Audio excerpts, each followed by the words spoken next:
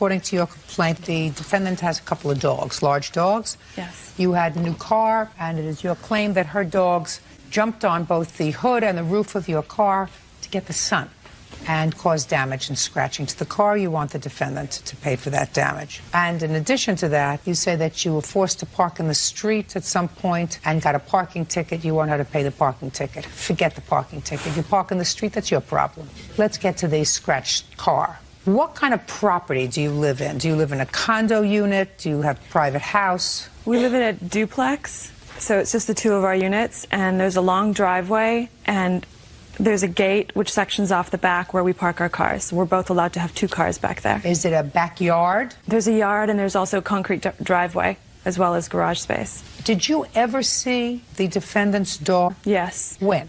It was about a week after I noticed the damages. When I got back from out of town and I noticed the damages, I called her and I told her what had happened. Tell me what you saw.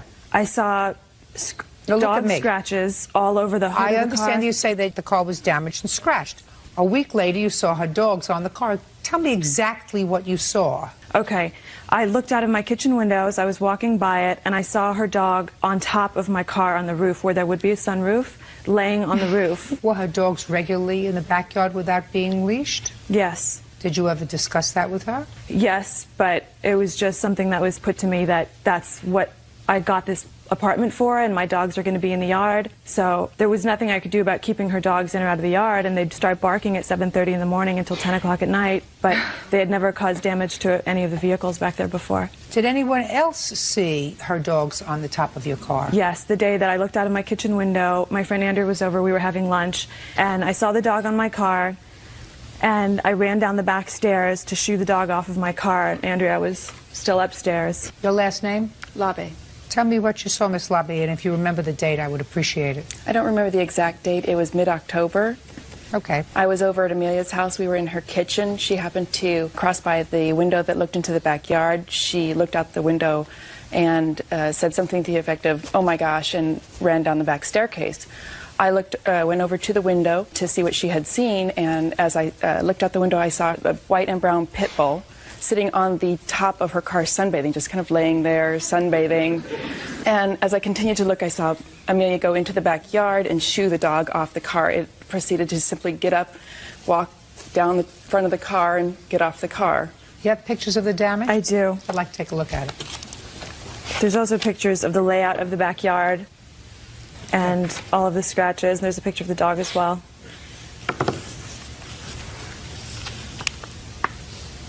What happened when you called the defendant? When I first noticed the scratches and the damages, I called her. I was at the grocery store. I had just gotten out of my car, and I called her, and she apologized and said that she would pay for the damages and that we had to figure out a solution so that this wouldn't happen again.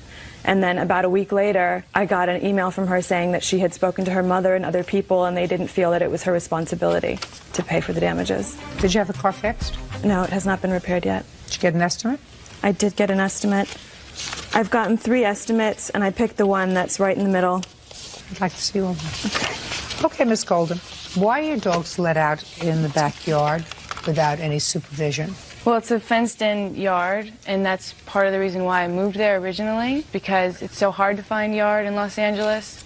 So I thought it would be great that I could have a yard for my dogs. But there is a 3-car garage that she could park her car in that she just chooses not to. If she actually thought there was a problem with my dogs, but my dogs have never... They were on the hood of her car. I've never seen my dogs... I don't care whether you haven't seen it. There's no question. I don't care whether you've seen it or not. That's fine. They saw it, and she saw it, and I absolutely believe them that your pit bull was taking a sunbath. This is the first I've ever heard of that, so I've never... She never told me that. That's not She true. said that the car was scratched. No. When she came to me... Miss Golden, she came to you and said her car was scratched. She wanted you to pay for it? Yep. She didn't say to you, I just saw your car? Absolutely not. The dog? We were in my bedroom. She came to me very casual and said, this was on October 8th, and she said, there's a couple scratches on my car that your dogs did. I go, that's no not worries. True. It was like, it was just something that came out of her mouth. Oh, no. I Miss said, Golden, no worries. that's not true. That's It is not true. No, my dear. It is That is true. absolutely not true. It is true. I wasn't even I mean, back. you could say it, and I can say it. We were sitting, I she was guarantee sitting on you. my bed. Listen I to me. remember. I guarantee you the last word will be mine. Playpen. This is my playpen. She does not look like a nut, and her friend does not look like a nut, and there would have been no reason for her to come across to your house that day unless she and her friend, who I absolutely believe, saw your dog. I mean, your dog wasn't doing anything terrible, wasn't chewing off somebody's leg, but was taking a sunbath on her car. And my question to you is, it's nice to want to have a nice backyard, but when you signed your lease, you also knew that the defendant had the right to park her car back there, as you do. Well, because of this, I've had to get rid of the dogs. Just a second. Does your lease provide that your dogs can be in the backyard unsupervised? Absolutely. Let me see it. Her lease. I don't have the lease. It doesn't say anything about the dogs, but I'm allowed to have full reign of the yard. I just want to share the see, yard. just a second. I just want to see that your lease provides that you're allowed to have dogs that have full reign, unsupervised, in the backyard. Show me that. I don't have my lease with me. I have emails from the landlord saying that she was in violation Don't tell of me the lease. what the emails from the landlord are. There's cats also that are in the yard, and raccoons and possums, and we have fruit trees with rats, so a lot of animals come into our yard. That's very possible. So I have pictures of cats that were in the yard. You have that pictures were of right cats. next to Just a second. Do you have pictures of cats that were on the roof of her car? Absolutely not, but neither does she. She doesn't need any pictures. She has a witness who I believe. I have two 60-pound dogs, and if a dog were to go on the roof of her car, I'm pretty sure that it would dent the top of her car. You have an expert? My question is, do you have an expert witness here to testify that if a 60-pound dog sat on the roof of a car, it would dent it? Not with me today, but the well, people that today I is when you were called, supposed to come to court, Miss Golden. Today is when you bring your witnesses. I couldn't get anybody to come because they all had to work, and nobody wants to deal with court. I'm not interested in sad stories. I'm telling you, I'm not interested in cats in the backyard, in raccoons in the backyard, unless you have pictures of them or somebody saw them on the roof of her car. She has a witness who I believe, and I believe her, that the reason she came to you was because she had this happened a week before, and she had no idea how it happened. Until that day, she looked out the window, and unfortunately for you, she saw one of your dogs taking a sunbath on the roof of her car. I absolutely believe her. Otherwise, she would have come to you immediately and said, listen, I have to pin this on somebody. I might as well pin it on your dogs. Right? Well, I didn't want to pin it on anybody, but I knew it was her dogs because they were in the backyard unsupervised, and there was 3 of them. I don't care whether it was 3 of them or not. She could have had 30 dogs unsupervised. Unless you saw one on the roof, you weren't going to convince me that her dogs are responsible. She continued to park her car there for a month after this had already happened. She what? If my dogs did it, why would she continue to park her car where my dogs were and continue to let her car be damaged? What would you prefer that she do?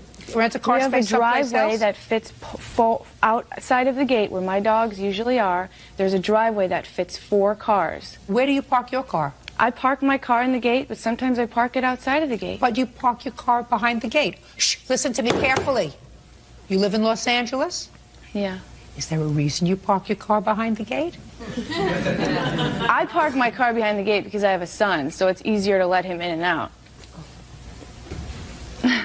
How old is your son? 2 years old. So he gets in and out of the car by himself? No, I'm saying. So what difference does it make whether you park the car in the gate? When I have the groceries and everything, I'm not Ms. Golden, worried about you got an letting answer him out. for everything.